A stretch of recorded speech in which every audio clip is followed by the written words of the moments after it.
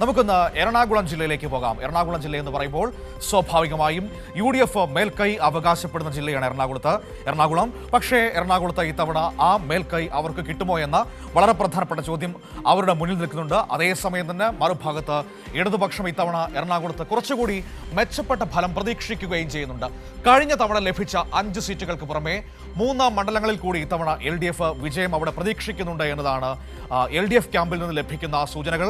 ഏതായാലും നമുക്ക് പരിശോധിക്കാം വിവരങ്ങൾ. അമൽനാഥ് നമ്മളോടൊപ്പം ചേരുകയാണ് കൊച്ചിയിൽ നിന്ന് ഈ വാർത്തയുടെ സമഗ്രമായ വിവരങ്ങൾ പങ്കുവയ്ക്കാനായി. LDF ക്യാമ്പിലെയും UDF ക്യാമ്പിലെയും പ്രതീക്ഷകൾ അമൽ നമ്മളോട് പങ്കുവയ്ക്കും. അമൽ, ഗുഡ് മോർണിംഗ്.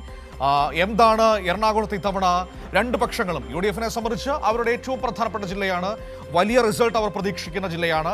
മറുഭാഗത്ത് LDF ക്യാമ്പ് ഇത്തവണ കൂടുതൽ സീറ്റുകളിൽ നേട്ടമുണ്ടാക്കാൻ പറ്റും എന്നാണോ അവരുടെ ആത്മവിശ്വാസം? അതിന് കാരണമായി അവർ പറയുന്നത് എന്താണ്?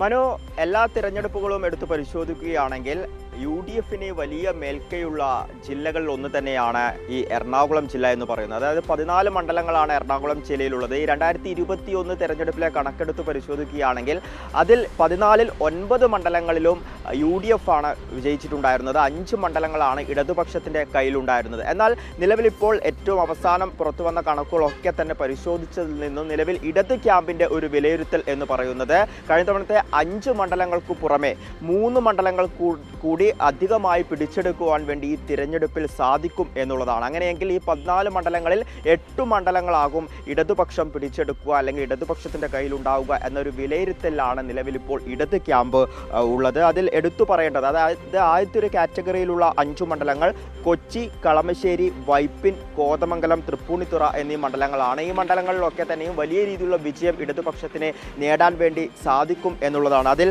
കൊച്ചിയും കളമശ്ശേരിയും ഒക്കെ ഇടതുപക്ഷത്തിൻ്റെ കയ്യിലുള്ള മണ്ഡലങ്ങളാണ്. വലിയ രീതിയിലുള്ള ഇടത് ആധിപത്യം കഴിഞ്ഞ തവണ തന്നെ അവിടെ കാണുവാൻ വേണ്ടി സാധിച്ചിട്ടുണ്ടായിരുന്നു. ഈ 5 മണ്ഡലങ്ങൾക്ക് പുറമെ പെരുമ്പാവൂർ, അങ്കമാലി, ആലുവ എന്നീ മണ്ഡലങ്ങൾ കൂടി ഇത്തവണ പിടിച്ചെടുക്കുവാൻ വേണ്ടി സാധിക്കുമെന്ന ഒരു വലിയ വിജയപ്രതീക്ഷ ഇടത് ക്യാമ്പിലുണ്ട്. കാരണം ആലുവയിലൊക്കെ അറിയാം, ആരിഫിനെ പോലുള്ള കരുത്തരായ സ്ഥാനാർത്ഥികളാണ് മത്സര രംഗത്തുണ്ടായിരുന്നത്.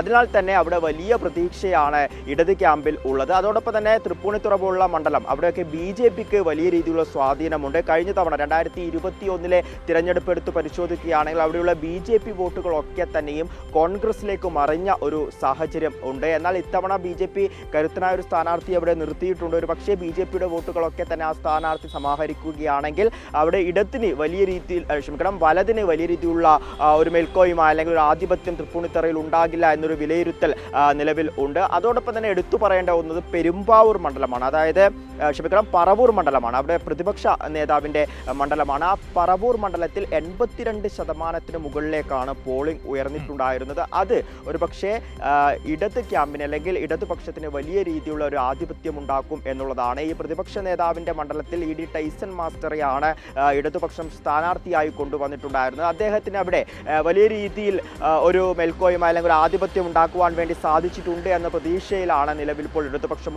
ഉള്ളത്. തുടക്കം മുതൽ തന്നെ, പ്രചരണത്തിൻ്റെ തുടക്കം മുതൽ തന്നെ വലിയ രീതിയിൽ മുന്നോട്ട് നിൽക്കാൻ വേണ്ടി ഈ ടൈസൺ മാസ്റ്റർക്ക് സാധിച്ചിരുന്നു. അത് റിസൾട്ട് വരുമ്പോൾ പ്രതിപക്ഷ നേതാവിൻ്റെ ഭൂരിപക്ഷത്തിൽ വലിയ രീതിയിലുള്ള ഇടിവ് അവിടെ ഉണ്ടാകും എന്നാണ് നിലവിൽ ഇപ്പോൾ ഇടത് ക്യാമ്പിൻ്റെ ഒരു വിലയിരുത്തൽ ഉള്ളത്. അതോടൊപ്പം തന്നെ മറ്റൊന്ന് കുന്നത്ത് നാടാണ്. അവിടെ ഈ 2020 നിന്നുമൊക്കെ നിരവധി പേർ വിട്ടുപോയ ഒരു സാഹചര്യമുണ്ട്. 2020 എന്ന പാർട്ടി NDയുടെ മുന്നണിയുടെ ഭാഗമായതോടുകൂടി നിരവധി പേരാണ് ഈ 2020 എന്ന പാർട്ടിയിൽ നിന്നുമൊക്കെ വിട്ടുപോയിട്ടുള്ളത്.